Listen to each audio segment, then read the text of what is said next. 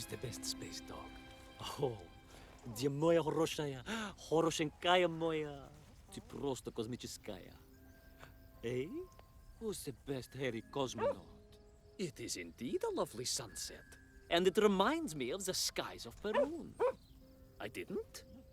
I never told you about the wonderful Sky City? Well, it was an extraordinary place, but one filled with dangers. Well, it might have been simple for you to cross it, but you were in a space capsule. I had to rely on my own 2 feet, my noshki. Feet which, I might add, had just crossed the interior, beaten the villain Toll, and helped inspire the Myank to a workers' revolution. Oh, that's all very easy for you to say, but your idea of civilized behavior is licking your own bottom in public. No.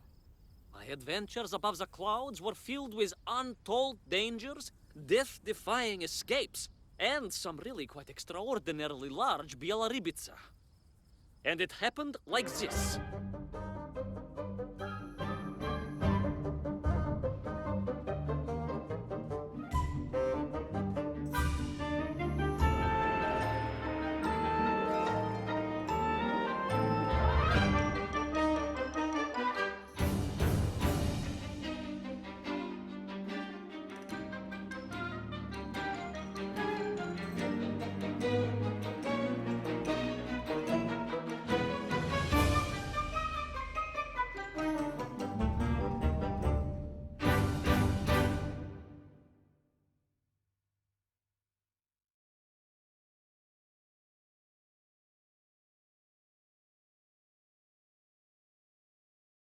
Weeks had passed since I left Plutonia, and one evening, exhausted, I simply fell asleep at the foot of a strange windmill. And when I awoke, well, that thought didn't cross my mind. I was exhausted after all. This is beside the point, my nosy canine friend. What matters is this. When I awoke, the windmill and the ground around it had been carried high into the air. What magic was this? Что за магия? As unlikely, perhaps, as a suitcase-sized dog orbiting the center of the Earth for many years. Quite.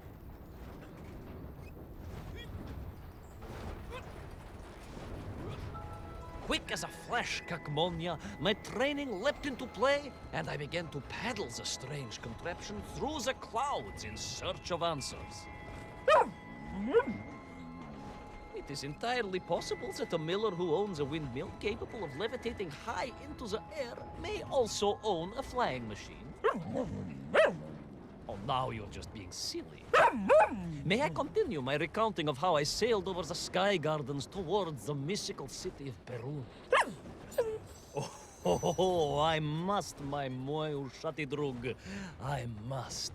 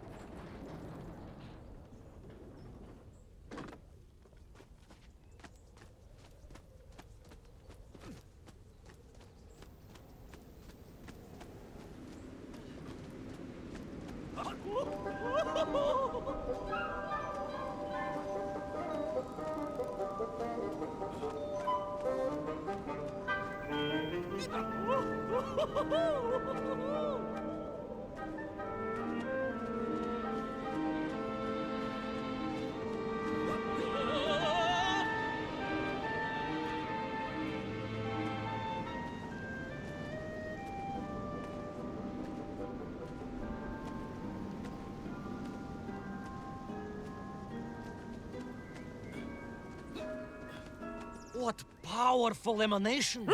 What mighty gusts! What an epic schwall! They reminded me of Cousin Pavel, yes! But whereas his rearward zephyrs could curdle milk and tarnish the teaspoons, these magical wafts only serve to carry me aloft and onwards.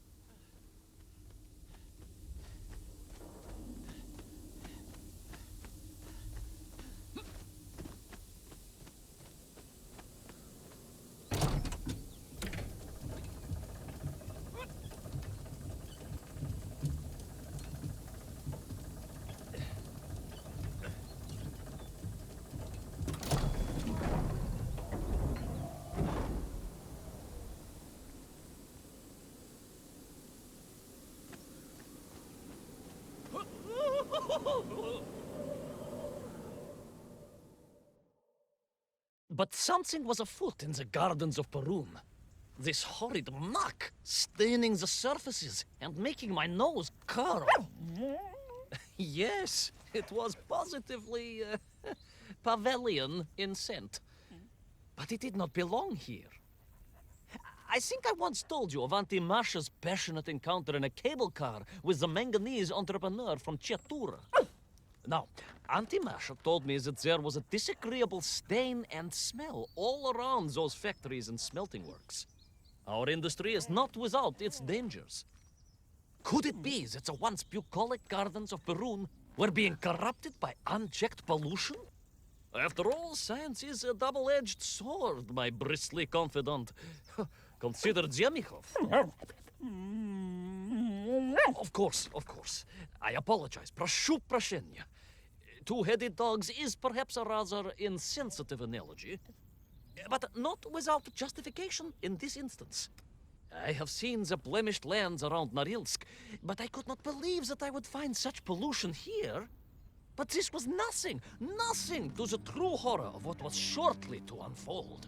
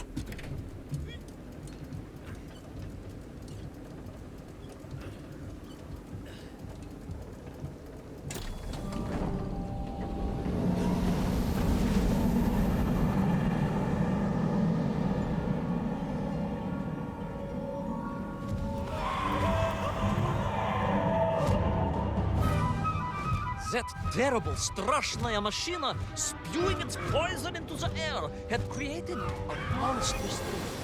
A being. A malignant spoiler of the noble and pure. And it had taken on the form of its prey. Well, of course. No, конечно, I was the prey. The citizens of Perun had clearly long since fled the evilly sentient smog, but I inadvertently wandered into its lair. Oh, I know. Misfortune seemed to dog... Oh, sorry, I do apologize. To follow my every footstep.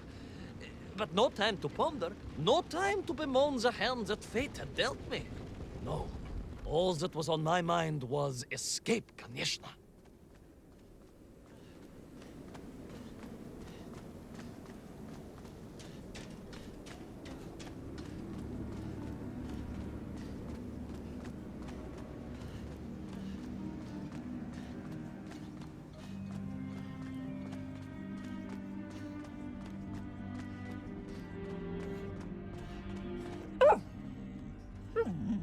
Yes, it was most interesting. The windmill seemed to be from an earlier age. Perhaps this was a devastating warning of the destructive power of unfettered industrialization. I most certainly had not forgotten about the windmills. I did not get carried away. You are missing the point. Perhaps because you are only a small dog. Oh, a brilliant, brave, spacefaring dog, of course, but a small Sabashka nonetheless. If you perhaps listened more and interrupted less, I am just getting to the explanation of the windmills.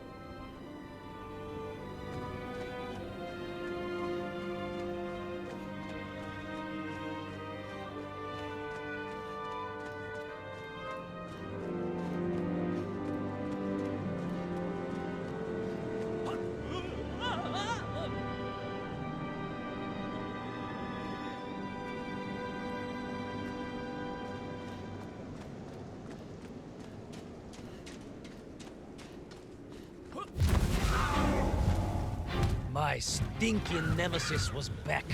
But more interesting was the change in the city.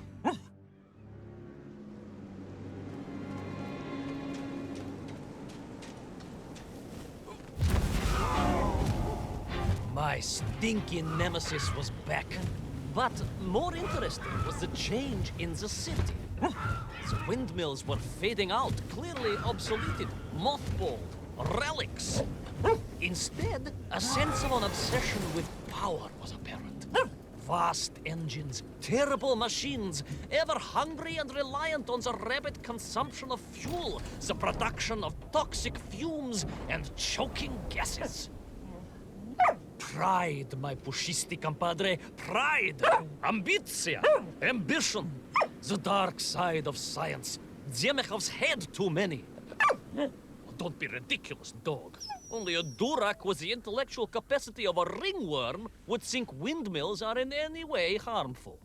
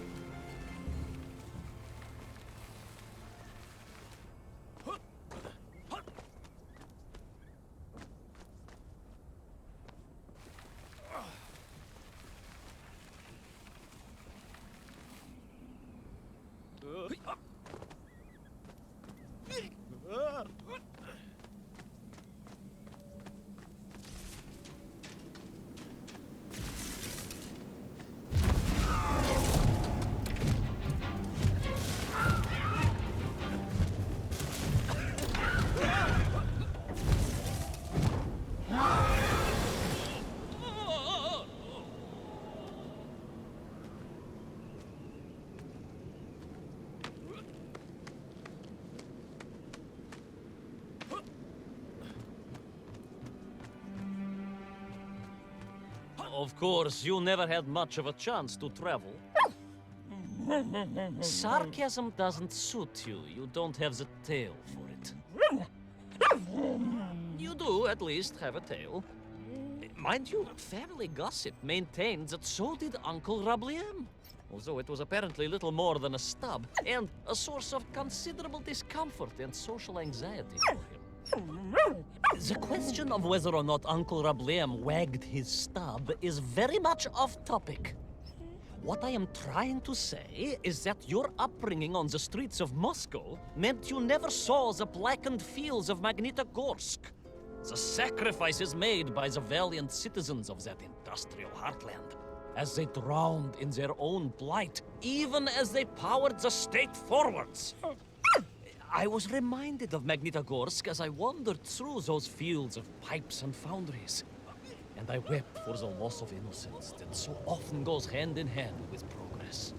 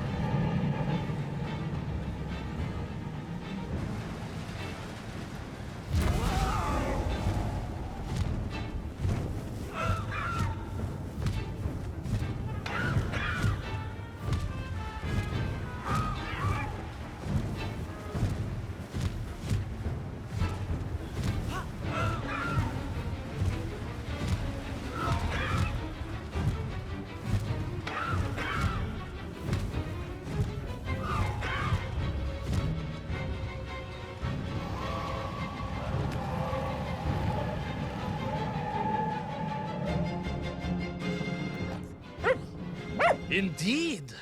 I just evaded the slimy, oily grasp of that man-made vaginoid, his petroleum stink clogging my nostrils and making my head thump.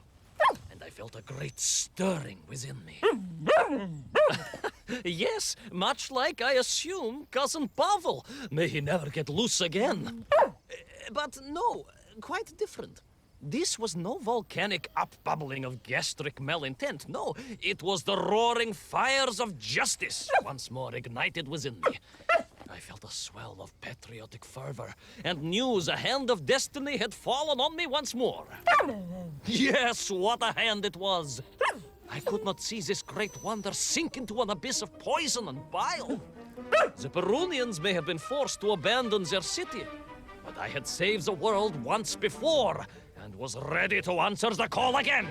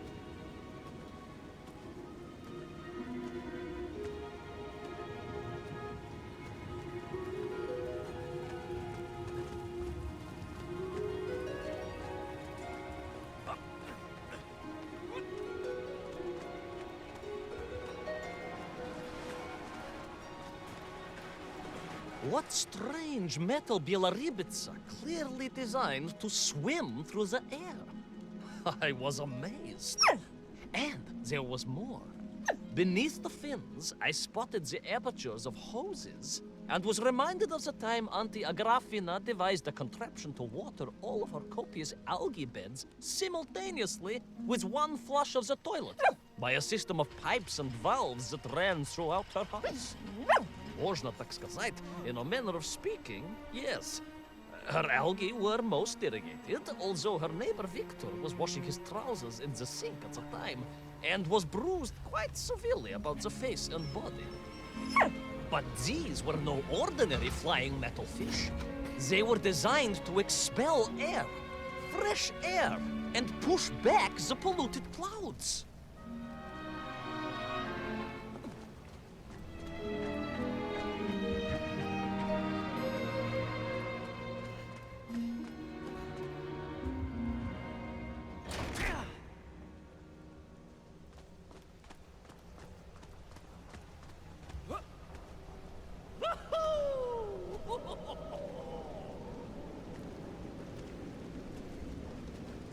There is, of course, a fine tradition of looking to nature to solve problems of a scientific or military persuasion.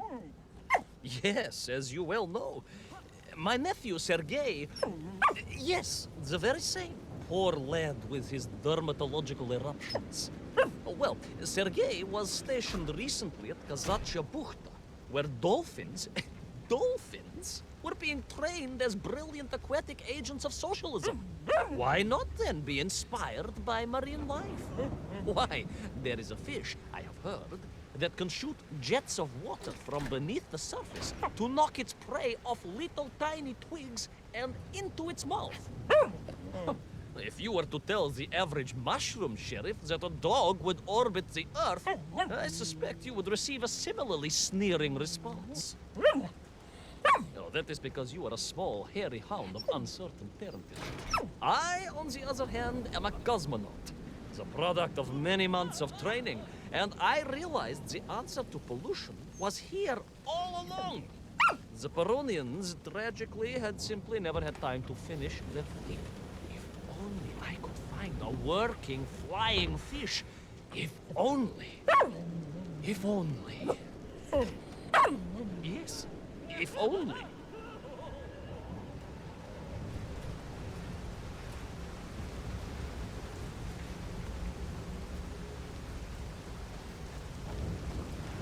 It made perfect sense, of course. The poisonous Duchatas that engulfed Perun was like a nasty cold. And you know what to do with a cold to rid yourself of it. You may not get colds, but nor can you operate pea-shelling machinery. So, don't get ideas above your station. We humans, on the other hand, may produce up to 16 million perfectly unshelled peas in an average shift. But we are martyrs to our sinuses. But to clear them, aha! These are remedies we Russians have been perfecting over the long centuries of harsh winters. Onions. A quick snifter of onion oil will clear your head faster than a Pragviev can clear a hypothetical minefield. Yes, if I could find a functional fish, I would become that onion.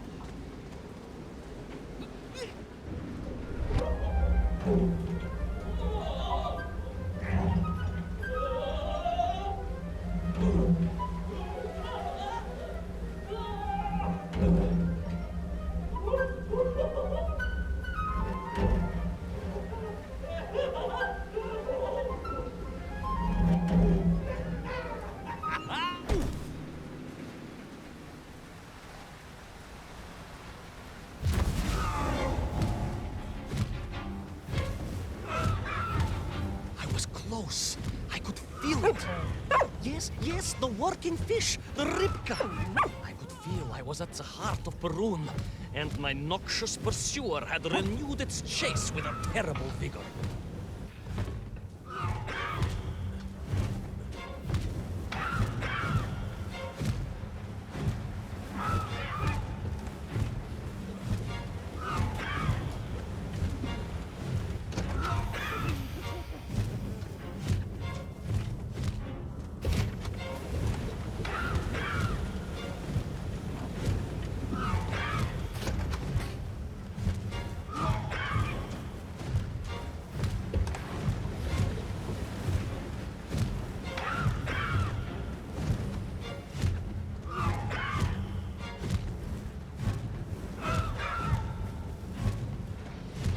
Not far now. I just had to keep going, keep pushing. It's almost as if you knew, Pavel. Uncanny. Double it.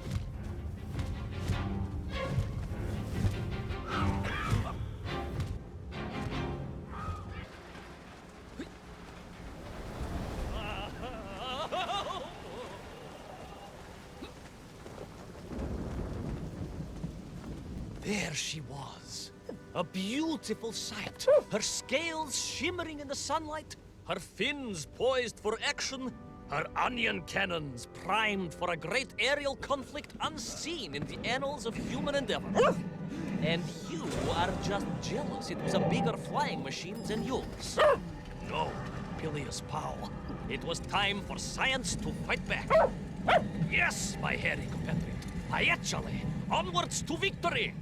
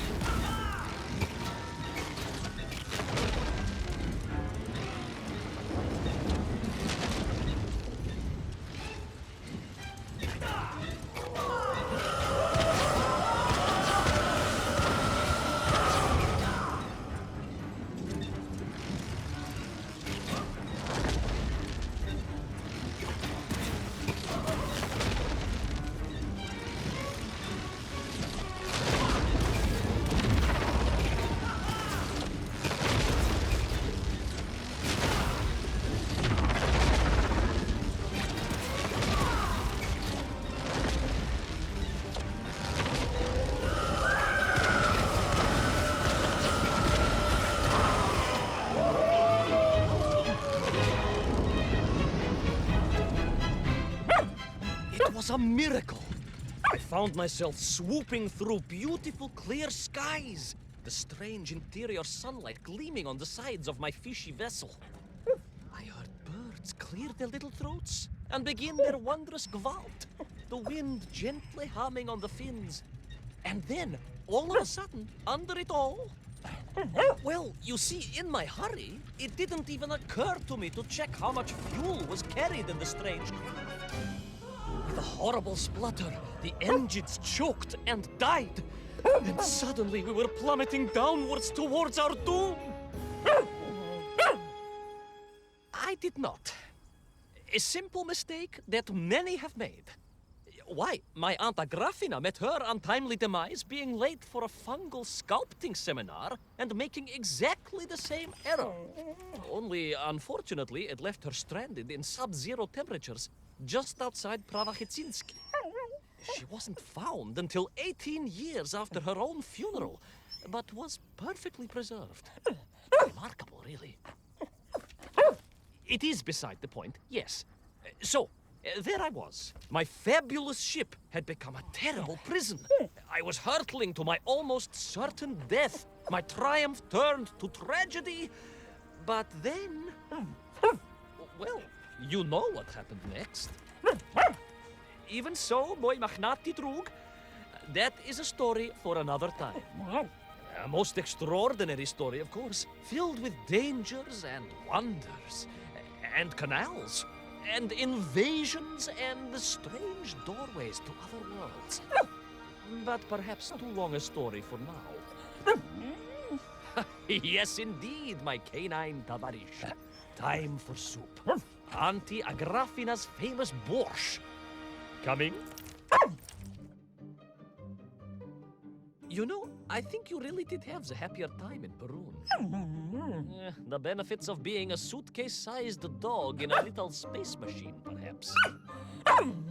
Yes, the correct term is indeed capsule, as I told the general once.